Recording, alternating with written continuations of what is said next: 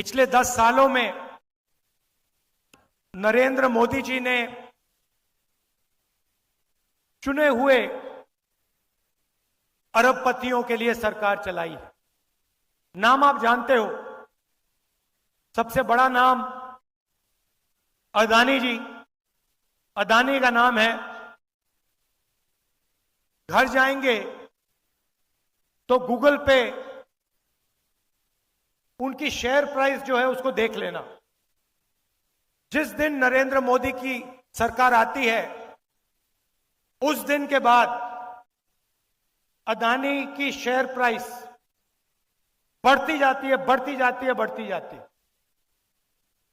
और पूरा देश जानता है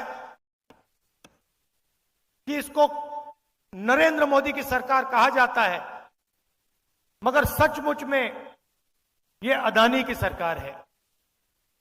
एक अरबपति की सरकार है और सब कुछ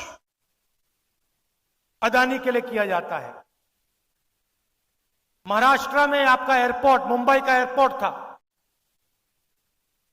किसी और के हाथ में था। उस पर सीबीआई इंक्वायरी होती है,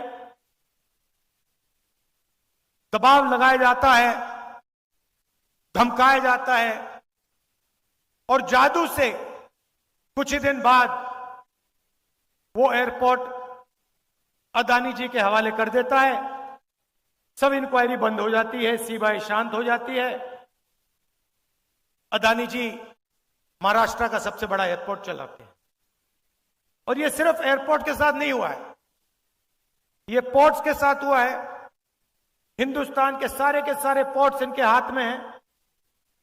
इंफ्रास्ट्रक्चर के साथ हुआ है।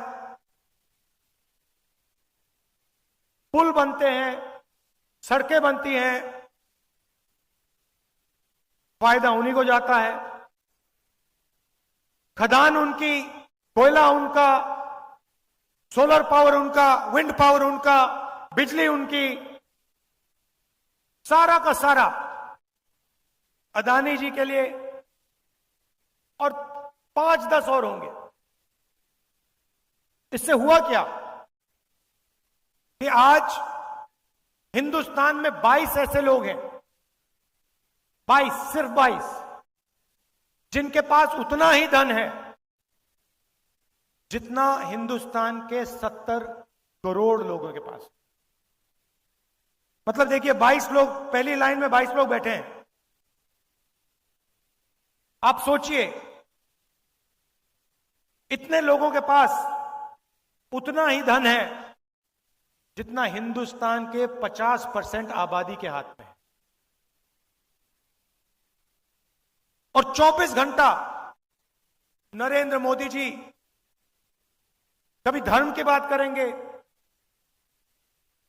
कभी गरीबों की बात करेंगे, कभी हिंदू मुस्लिम कहेंगे, एक जात को दूसरी जात से लड़ाएंगे। और लक्ष्य एक ही है कि आपका जो धन है, आपको पता भी नहीं लगता, जो आप जीएसटी में देते हो। आप शर्ट खरीदते हो, टैक्स लग जाता है। पेट्रोल खरीदते हो, टैक्स लग जाता है। जूते खरीदते हो, टूथपेस्ट खरीदते हो, जो भी आप खरीदते हो उसमें टैक्स लग जाता है। और आप उतना ही टैक्स देते हो जितना गौतम अदानी देता है। अगर आपने शर्ट खरीदी, 500 रुपए की शर्ट खरीदी, आप भी 18% दोगे, अदानी भी 18% देगा। और आपकी आमदनी हजारों में, उसकी आमदनी हजारों करोड़ों में, टैक्स एक ही देते हो।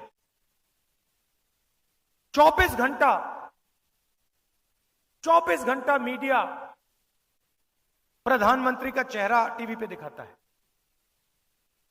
मैं कन्याकुमारी से कश्मीर चला, 4000 किलोमीटर चला, और रास्ते में हजारों लोगों से मेरी बातचीत हुई, किसानों से, युवाओं से, सबसे मिला मैं पूछता था सबसे जरूरी मुद्दा कौन सा है। सब लोग जवाब देते थे बेरोजगारी, बेरोजगारी, महंगाई, किसान को सही दाम नहीं मिलते, गरीबों की इस देश में कोई भागीदारी नहीं, ये मुद्दे थे। और आप 24 घंटा टीवी देखो, ना आपको बेरोजगारी के बारे में बताएंगे, ना आपको महंगाई के बारे में बताएंगे, आपको कोई किसान नहीं दिखेगा, कोई मजदूर नहीं दिखेगा। आपको बॉलीवुड के स्टार दिख जाएंगे आगे पीछे नाचते हुए, आपको क्रिकेटर दिख जाएंगे,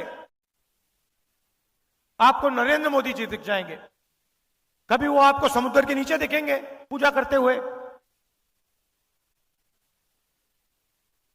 वहां पे मतलब मजाक बना रखा है, पूजा हो रही है, पंडित भी नहीं है, अकेले बैठे समुद्र के नीचे आर्मी वालों के साथ।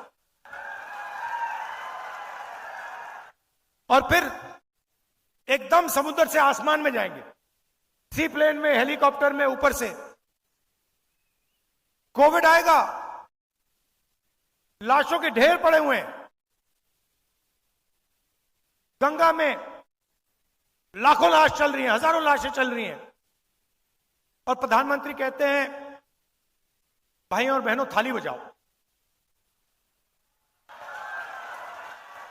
नहीं, और मीडिया कहता है देखो प्रधानमंत्री ने क्या गजब की बात बोली है, कमाल कर दिया।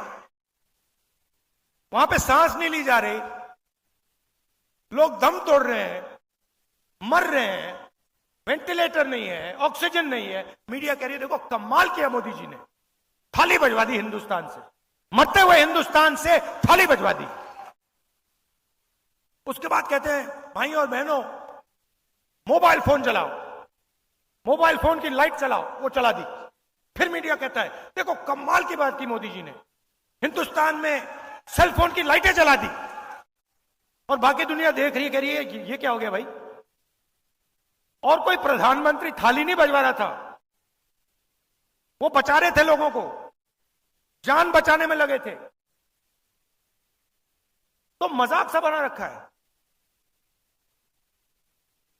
कभी कुछ बोलेंगे, कभी कुछ और बोलेंगे, बस आपका ध्यान भटकाने का काम करते हैं।